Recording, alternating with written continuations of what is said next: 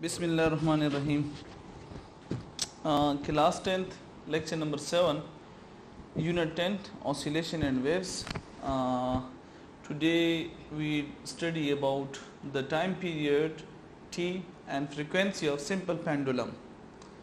Book page number 10 पे आप ये देख सकते हैं, इसको आप स्टडी कर सकते हैं. जब भी लेक्चर हो रहा हो तो अपने पास ये बुक सामने रख दिया करें और उसको स्टडी कर लिया करें कि जो डिफ़िकल्टीज़ होती हैं वो आपको क्लियर हो, और जो कहाँ पर आपको कोई प्रॉब्लम हो तो अपने साथ नोट कर लिया करें.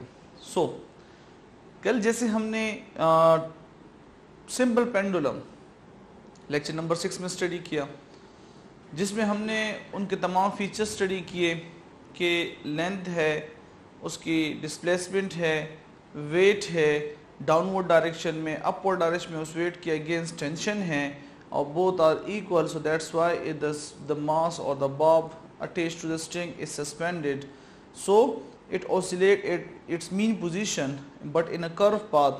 At the last we conclude that simple pendulum is a special case of simple harmonic motion by this equation: A is equal to minus G by L into X. This is the equation which we derived in the simple pendulum in the previous lecture. As we know that from simple harmonic motion, A is equal to minus 4 pi square divided by T square into X. This is equation number 1.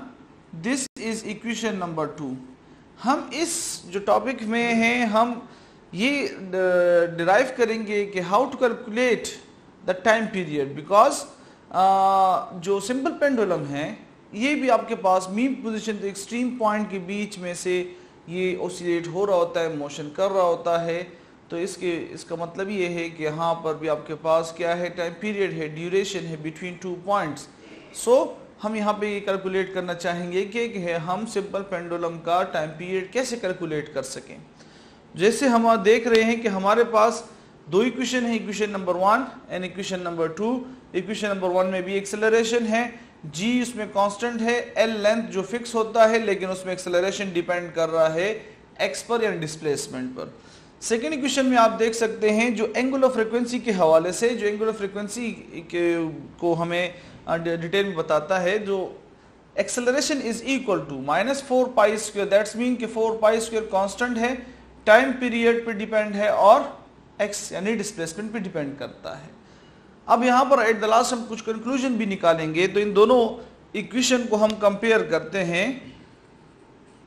Compare 1 and 2. We have minus g by l into x is equal to minus 4 pi square divided by t square into x. This negative sign on either side cancel, x will be cancelled, so the remaining equation will be g by l is equal to 4 pi square divided by t square. अब इसको rearrange करते हैं, multiplying and divide करते हैं, इन values को shift करते हैं. जैसे कि आपको नजर आ रहे हैं, इन दोनों इक्वेशन को अगर हम इन्वर्ट कर दें, जब ये इन्वर्ट होगा तो क्या बन जाएगा, L by G is equal to T square divided by 4 pi square बन जाएगा. हमें टी स्क्वेयर टाइम पीरियड चाहिए. हम 4 पाई स्क्वेयर को बोथ साइड डिवाइड मल्टीप्लाई कर देते हैं, तो 4 pi square L by G is equal to T square divided by 4 pi square multiply 4 pi square. अब यहां से 4 पाई स्क्वेयर कैंसिल, तो ये आपके पास क्या बन जाता है, T square is equal to 4 pi square and L by G. ये इक्वेशन बन गया. अगर आपने कैलकुलेट करना है टाइम पीरियड को तो ये इक्वेशन आप यूज कर सकते हैं, ठीक, for calculating the time period.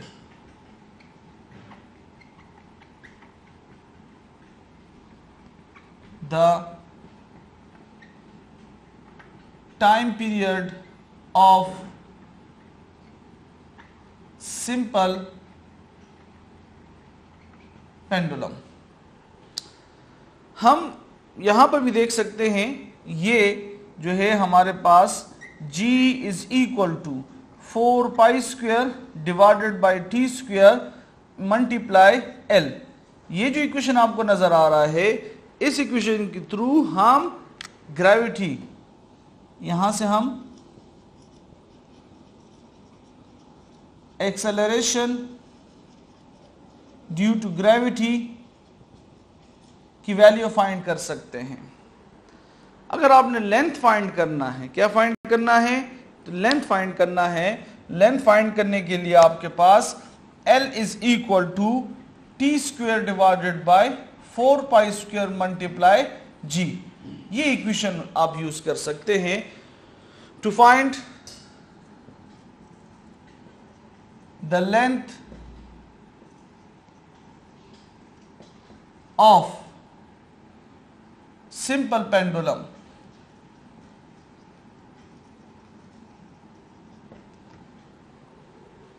अब जो स्टैंडर्ड इक्वेशन है टाइम पीरियड कैलकुलेट करने का, वो हम क्या करते हैं कि इस इक्वेशन को हम अंडर रूट ले लेते हैं।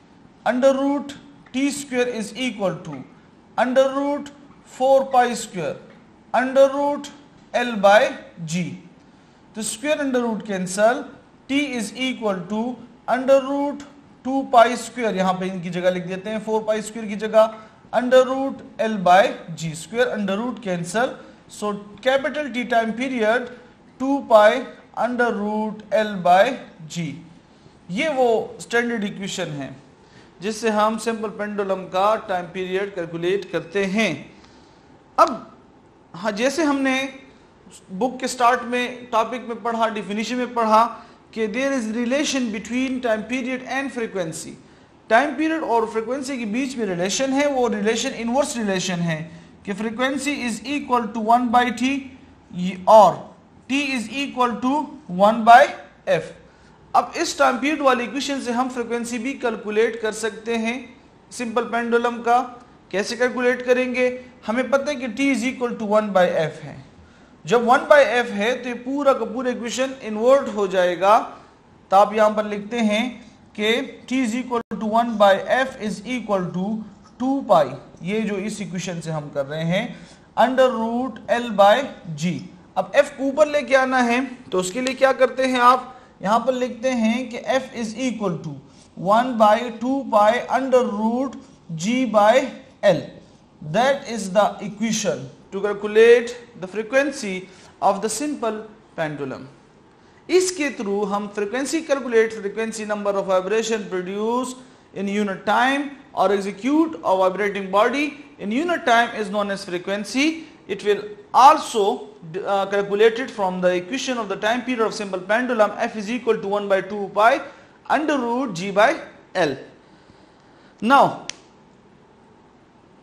सिंपल हार्मोनिक मोशन में और स्पेशल केस सिंपल पेंडुलम भी डिपेंड करते हैं डिस्प्लेसमेंट पे, लेकिन सिंपल पेंडुलम में ग्रेविटी है, लेंथ है, तो इसका टाइम पीरियड वहां पर सिंपल हार्मोनिक मोशन में जो टाइम पीरियड डिपेंड कर रहा था, मास पे डिपेंड कर रहा था, यहां पर टाइम पीरियड किस पे डिपेंड करता है।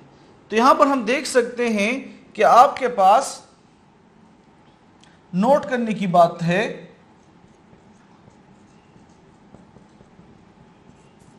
क्या है कि t में आपके पास जो 2 पाई है, ये 2 मल्टीप्लाई 3.14 है, ये एक कांस्टेंट वैल्यू है।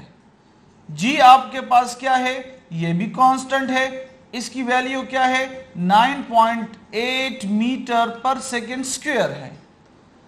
तो मतलब क्या हुआ, मतलब ये है कि जो L की वैल्यू है वो L वो इस पे वेरिएट कर रहा है, वो जो टाइम पीरियड है वो डिपेंड कर रहा है L पर, यानी time period directly depend upon length. In the simple pendulum case, time period of the Bob of the mass attached to the string is totally depend upon length। इसकी एक छोटी सी एग्जांपल मैं आपको यहाँ पे दूंगा। मैं यहाँ पर एक स्ट्रिंग लेता हूँ और उस स्ट्रिंग को चेक करते हैं कि उनकी लेंथ के डिफरेंट लेंथ पे चेक करते हैं कि वो कैसे काम करता है।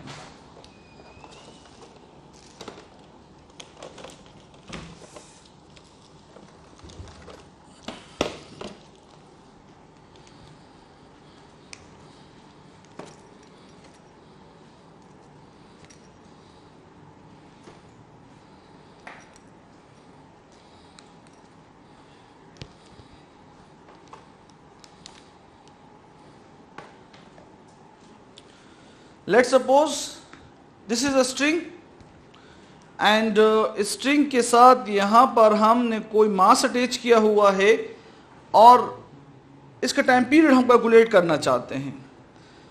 अब आप देख सकते हैं कि इसका लेंथ आपके पास लेट्स सपोज 1 फीट हो, 12 इंच हो, तो इसका टाइम पीरियड ज़्यादा से ज़्यादा ये होगा।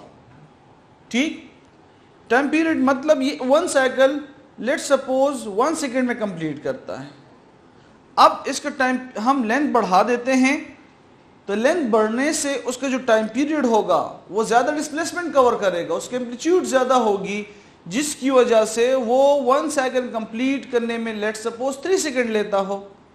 तो दैट्स मीन इसी वजह से हम यहाँ पे कहते हैं कि time period directly proportional to length. Greater will be the length, the greater will be the time period of the simple pendulum.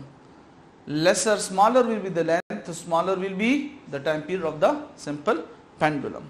तो ये इससे हमारे पास हमने डिराइव किया टू हाउ टू कैलकुलेट। हमने इसमें से डिफरेंट फार्मूले आपको रिप्रेजेंट किए कि अगर आपने acceleration due to gravity find करनी है सिंपल पेंडुलम की, अगर आपने जैसे कि आपका प्रैक्टिकल भी है, फर्स्ट प्रैक्टिकल है सिंपल पेंडुलम के हवाले से ही है कि आपने एक बॉब मास अटैच उसका क्या फाइंड करना है, उसकी जी वैल्यू ऑफ जी फाइंड करनी एट डिफरेंट लेंथ पे आपने फाइंड करनी होती है। तो ये उससे भी आपका इससे भी कर सकते हैं, ये लैब में आप करेंगे प्रैक्टिकल से। अब इससे रिलेटेड हम यहाँ पर एग्जांपल करते हैं कि आपको और भी प्रैक्टिकल इसकी एप्लीकेशन पता चले कि हम ये प्रैक्टिकली कैसे काम करता है, इन इक्वेशन को हम कैसे सॉल्व करेंगे, हम इसके से क्या क्या फाइंड कर सकते हैं।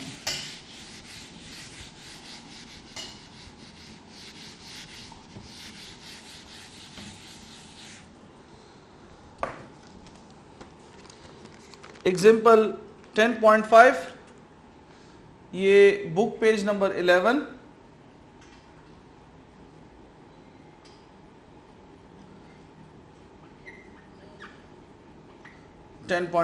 स्टेटमेंट है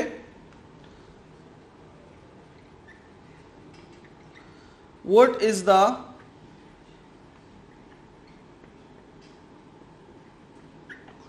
gravitational field strength on planet Mercury if a 0.500 meter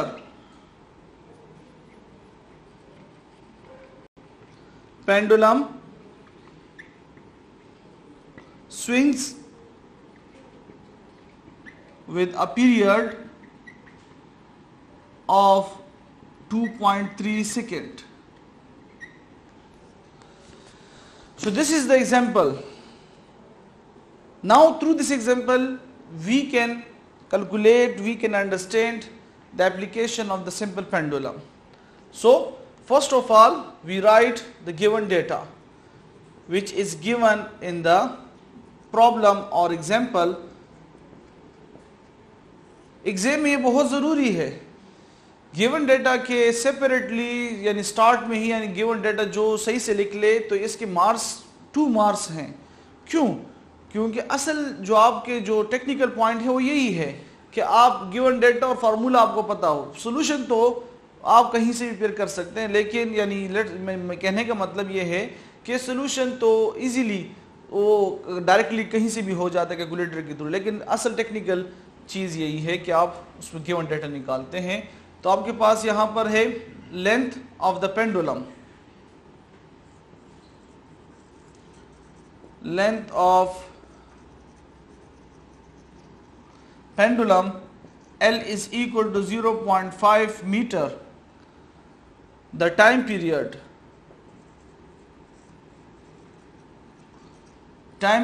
capital T is equal to 2.3 second. Required क्या है आपके पास? ग्रेविटेशनल फील्ड स्ट्रेंथ, मतलब वैल्यू ऑफ जी आपने कैलकुलेट करनी है।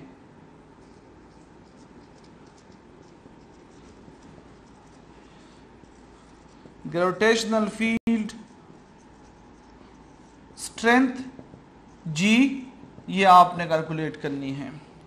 अब इसके लिए फार्मूला, तो फार्मूला क्या होगा?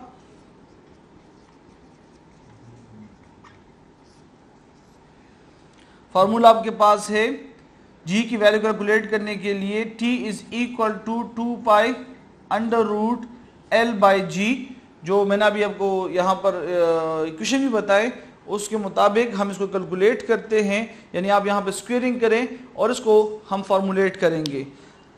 अब वैल्यू ऑफ जी कैलकुलेट करनी है इस गिवन डाटा के मुताबिक, तो यहाँ पर आप सोल्यूशन की तरफ जाते हैं। सोल्यूशन, अब सोल्यूशन में आप क्या करते हैं? स्क्वेयरिंग करते हैं इस फार्मूले की, स्क्वेयरिंग बोथ साइड, तो ये आपके पास T square is equal to 2 pi square under root L by G whole square, square under root cancel, so ये आपके पास यहां पर हम लिखेंगे कि T square is equal to 4 pi square into L by G. We are here to find the value of G and we move this g to the place of t square by multiplying and dividing. So g is equal to 4 pi square l by t square। ये equation आपके पास अब बन गया है। अब यहां पर हम क्या करते हैं? पुट वैल्यूज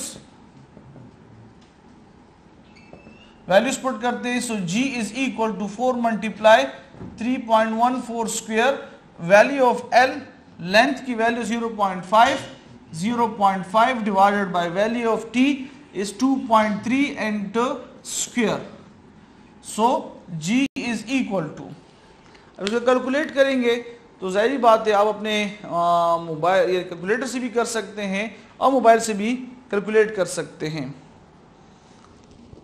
यहां पर आप देखें बुक में भी डायरेक्ट हो चुका है, आप इन दोनों को इसका स्क्वायर ले, 4 मल्टीप्लाई इसका स्क्वायर जो होगा वो समथिंग 9.68 होगा, तो आप करें तो यहाँ पर आपके पास इसका स्क्वायर पे डिवाइड मल्टीप्लाई डिवाइड करें तो जी 3.73, ये आपके पास metre per second square, that is the value of G on the Mercury, on the surface of Mercury. Mercury पर आपके पास वैल्यू ऑफ जी ये है। इसको आप कन्वर्ट भी कर सकते हैं किस में? न्यूटन पर केजी में। सो जी इज इक्वल टू 3.73 न्यूटन पर केजी, इसमें भी हम लिख सकते हैं। So the gravitational field strength मतलब आपके पास वहां पर उस सरफेस पे जो पुलिंग है उस मरकरी की, वो जो आपके पास उसकी जो फोर्स अप्लाई करता है टुवर्ड्स इट्स सेंटर, तो वो आपके पास इतने फोर्स के साथ वो अट्रैक्ट करती है हर एक चीज को। So the gravitational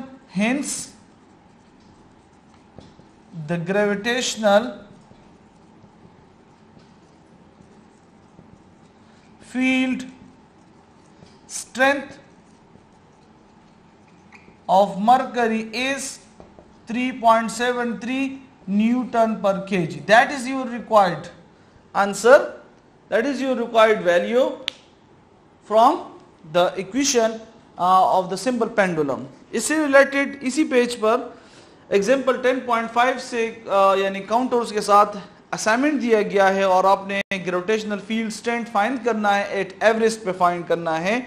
so what is the gravitational field strength at the top of Mount Everest at an altitude of 8,954 metre. ये आपके पास लेंथ हो गया, आपने ये L की जगह L की value 8,954 metre if a pendulum with a length, या ये उसकी यानी हाइट है, एल्टीट्यूड है, पेंडुलम की जो लेंथ है वो आपने 1 मीटर लेनी है, 1 मीटर लेंथ पेंडुलम जो वहां पर, अब माउंट एवरेस्ट के टॉप पर लेट सपोज एक जो है एक बंदा है वो माउंट एवरेस्ट के टॉप पे चला जाए, वो 1 मीटर लेंथ पे स्ट्रिंग लेता है, उसके साथ मास अटैच करता है और उसको एक फोर्स अप्लाई करता है, उसके ओसिलेशन वो ओसिलेट करता है, उसका टाइम पीरियड वहां पे कैलकुलेट करता है या वैल्यू ऑफ जी कैलकुलेट करता है। तो उसके लिए टाइम पीरियड वो एक साइकिल जो है 1 वाइब्रेशन जो कंप्लीट करता है 2.01 सेकंड में माउंट एवरेस्ट पे कंप्लीट करता है। लेंथ कितनी है? 1 मीटर है। तो इसी फार्मूले के थ्रू आप यही यानी डेटा आप पुट कर देंगे यहाँ पर, L की जगह आपके पास 1, T की जगह 2.01 सेकेंड कैलकुलेट करें तो value of G at the top of the mount Everest find हो जाएगी आपके पास। ठीक, इसके साथ हमारे पास है डैम्पिंग या डैम्प ऑसिलेशन जिसे कहते हैं। सो नेक्स्ट पेज पर जो है पेज नंबर 12 पर डैम्पिंग। डैम्पिंग का क्या मतलब है आपके पास कि एक हाईली फ्रीक्वेंसी यानी ग्रेटर एम्पलीट्यूड जो प्रोड्यूस हो जाती है उस एम्पलीट्यूड को डिक्रीज करना with the passage of time. जैसे कि आपके पास गाड़ियों के अंदर शॉक एब्जॉर्बर लगे होते हैं, मोटरसाइकिल में भी होते हैं, वो जब स्पीड ब्रेकर पे जाते हैं तो स्पीड ब्रेकर पे उन पे जंप हो लगता है तो वो ग्रेटर एम्पलीट्यूड प्रोड्यूस करते हैं, लेकिन उस एम्पलीट्यूड को फिर वो एब्जॉर्ब करके उसके इफेक्ट को जीरो बना देते हैं। So that is known as damping या डैम्प ऑसिलेशन जिसे कहते हैं। जैसे कि सिंपल पेंडुलम में भी होता है। सिंपल पेंडुलम में क्या होता है कि आप एक स्ट्रिंग के साथ मास अटैच कर देते हैं, उस पर फोर्स अप्लाई कर देते हैं, वो ऑसिलेट होते हैं टू एक्सट्रीम पॉइंट, जो सेकंड वाइब्रेशन कंप्लीट करते हैं वो उस पॉइंट तक नहीं होता फिर, और आहिस्ता आहिस्ता उनकी जो ऑसिलेशन है वो कम हो रही होती है, तो इसको डैम्प ऑसिलेशन कहते हैं। So it is known as an effect that tends to reduce the amplitude of vibration. The effect that tends to reduce the effect of greater amplitude and becomes zero, so that is known as damp oscillation or damping. That is the effect of the, तो ये एक application है, practical application है जो कि हम अपने रोजमर्रा जिंदगी में यूज करते हैं ये सारी चीजें। इसके बाद यहां तक आपका चैप्टर का हाफ पोर्शन ऑसिलेशन के रिलेटेड जितनी भी चीजें थी वो कवर हो गई। अब यही ऑसिलेशन फिर इनसाइड हम अब फर्दर डिटेल में स्टडी करेंगे in the form of waves, वो नेक्स्ट लेक्चर में डिस्कस करेंगे। So thank you.